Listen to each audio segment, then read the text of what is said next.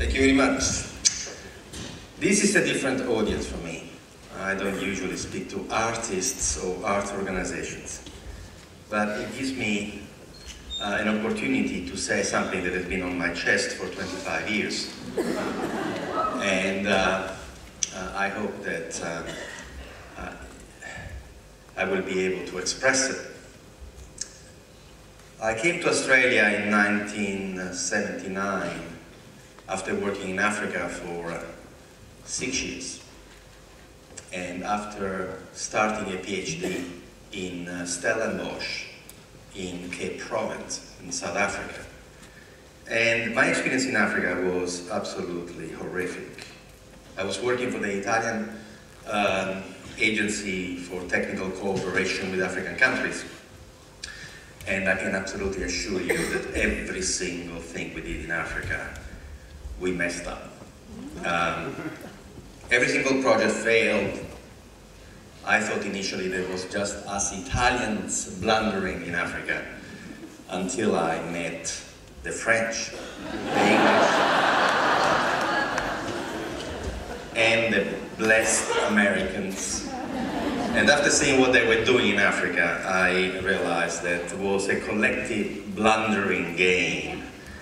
And for those who have curiosity about what we collectively, white people, have done in Africa in the last 40 years, last year, a woman economist from Zambia wrote a book that you should read if you have the kind of interest. And the title of the book is Dead Aid. And basically, Mrs. Moyo says that we have given the African people $2 trillion in the last 40 years, and they are poorer now than 40 years ago. We have completely messed it up. My inspiration to leave Italy and go to study development was a wonderful author. Some of you may remember the title of a phenomenal book that came out in the 70s, Small is Beautiful. And I read Small is Beautiful in 1975, and it was a transformation for me. It was a transforming experience. And Schumacher was advocating that instead of arriving uninvited to tell people what to do, like what we're doing now to Aboriginal people in the Northern Territory, we should only go if invited.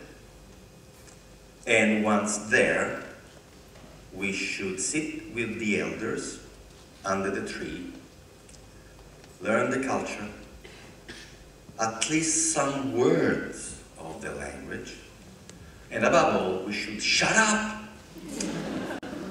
Because we white people have this curse that we always arrive with a briefcase full of solutions without ever asking what the question is or what the problem is. How can we have the answer if we don't know what the question is?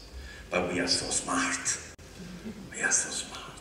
We always know what they want even before we show up. Schumacher was advocating a completely different approach, and I became interested in the idea that you can actually respond to people.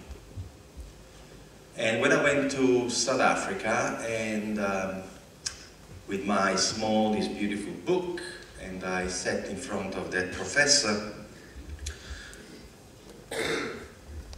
I had this determination to become the kind of person that communities would invite. Instead of imposing myself, instead of being what we are, instead of being imperialists, colonialists, and missionaries, I wanted to see whether we could develop a culture of respect and deserve the invitation instead of imposing ourselves. Schumacher said, do you want to be invited?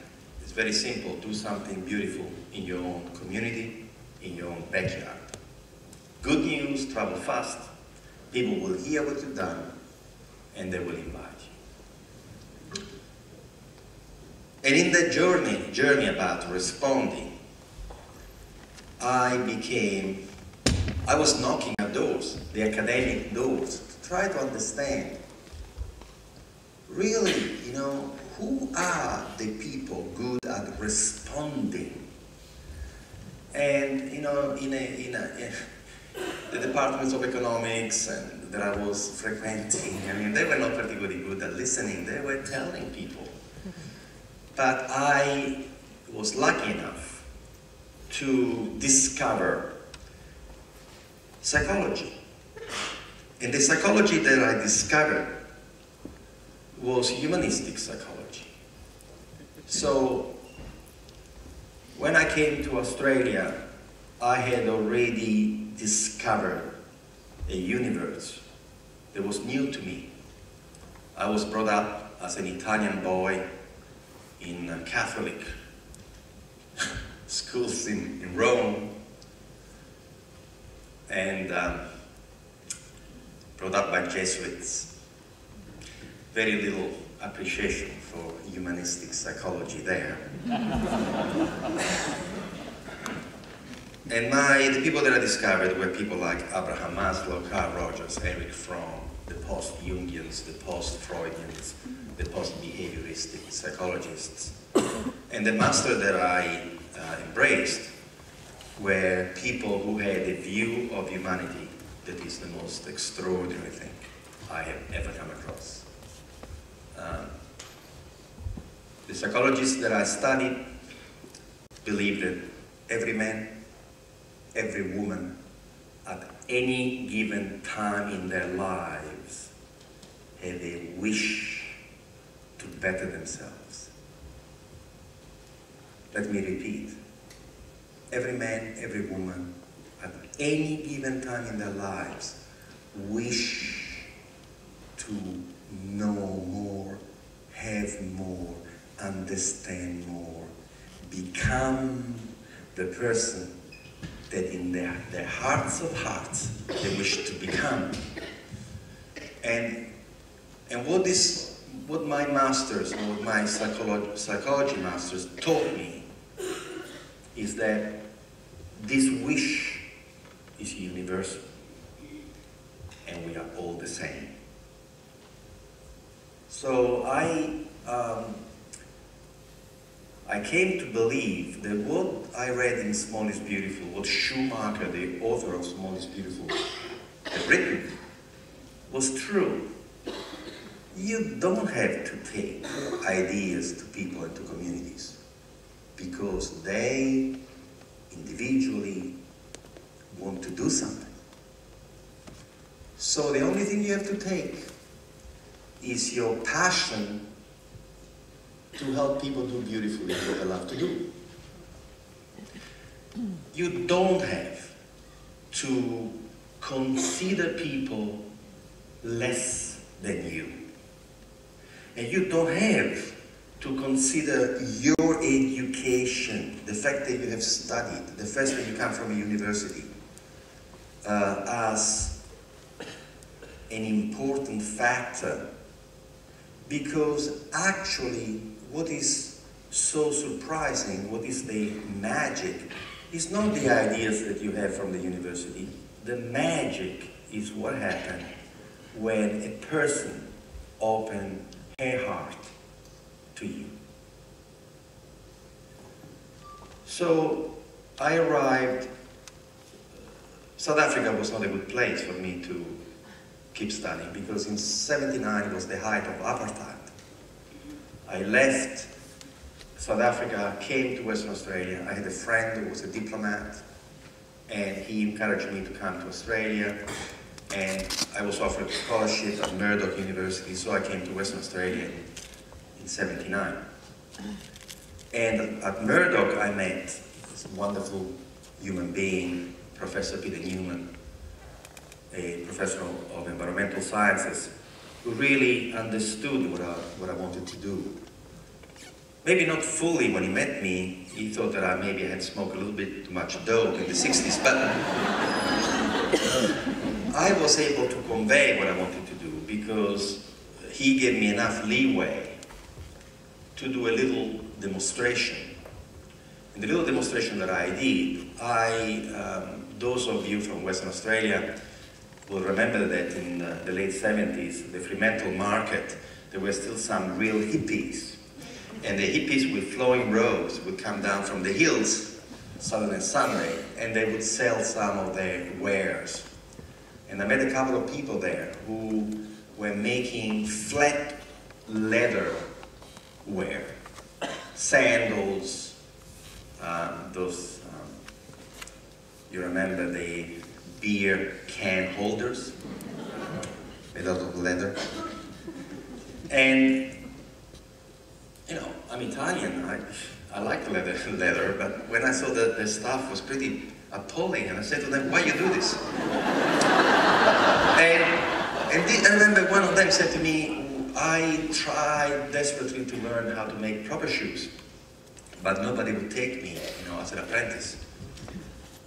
And I said to this girl, I said, you're spending so much time making these leather sandals, and then you don't want to sell them to your friends because you know that they will break down in about a month? I mean, wouldn't you like to learn to make proper shoes? And she said, yeah, but how? And then she introduced me to another couple of friends, all doing leather work with great passion and absolutely basic skills. They were making belts and flatware. So I asked Peter Newman at the university, I said, may I do something as a case study for my PhD? Because I want to demonstrate a point. And the point that I want to demonstrate is that it is passion the important component of anything we do in life. If you have passionate people, you can teach them skills, but you cannot teach passion. And in a time when in Australia in 1980 there was so much unemployment, there were all these government schemes, tried to motivate unemployed people to do things. I said, what about if you had passionate unemployed people? What would you do with them? And Peter said to me, what are you talking about? I said, there are these passionate unemployed leather workers who cannot make a living by selling that rubbish. And Peter said, what do you want to do? I said, I want to find out who is the best shoemaker in Western Australia, and I want to introduce him to them. And Peter said, oh, okay. Let's see what happens. So I go around the shops and say, who is the best shoemaker, like maker of shoes in Western Australia? And all the professionals said to me, there is only one guy. He's making orthopedic shoes at the General Repatriation Hospital. And I went to see the guy, and surprise, surprise, he was Italian. So Dino Pezzino is Sicilian, 66 years old. He's making orthopedic shoes by hand. And he lives in an ornate pasta palace with the lions and the statues. And I go and see Dino and I say, Dino, I'm doing something for the university. I want to demonstrate that if you have people with a passion, and you give them the skill, they will be able to feed themselves, feed their families, make a living out their art. Would you ever consider taking apprentices? No. Useless. The government sent me apprentices, they never learn. Useless. And I said, Dino, we do it the Italian way. Ah, the Italian way. Yes. I propose people to you, but you as a master, pick and choose who you want to teach. Ah, the Italian way. Yes. Bring them on. So we arrived in this ornate pasta palace with the hippies, with the flowing robes, long hair, and then the Jesus Christ superstar, that kind of look. And